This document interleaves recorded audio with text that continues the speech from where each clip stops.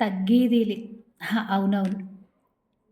గర్భస్థ శిశువుగా ఉండి మేనమామ కృష్ణుడి ద్వారా పద్మవ్యూహానికి వెళ్ళే దారిని తెలుసుకొని కురుక్షేత్ర సంగ్రామంలో పద్మవ్యూహంలో అడుగుపెట్టి వచ్చే దారి తెలియక సుభద్రకి గర్భశోకాన్ని, నవవధువు శశిరేఖకి విరహ వేదనని మిగిల్చి వెళ్ళిపోయిన అభిమన్యుడి కథ మనందరికీ తెలిసిందే.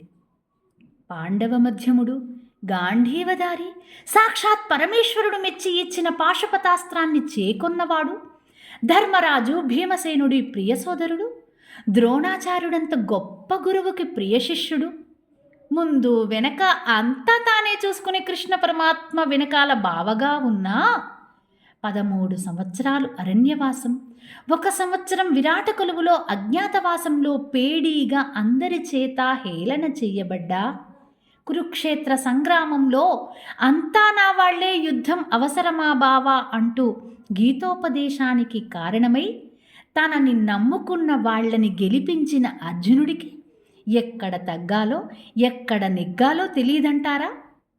హీరోయిజం అంటే తొందరపాటుతో మునుముందుకు దూసుకెళ్ళి తగ్గేదేలే అంటూ అనర్థాలని కొని తెచ్చుకోవడమా? ఎక్కడ తగ్గాలో ఎక్కడ నెగ్గాలో తెలుసుకొని తన కోసం తన వాళ్ల కోసం విజయ పరంపర కొనసాగించడమా నేటి యువత ఆలోచించుకోవాలి.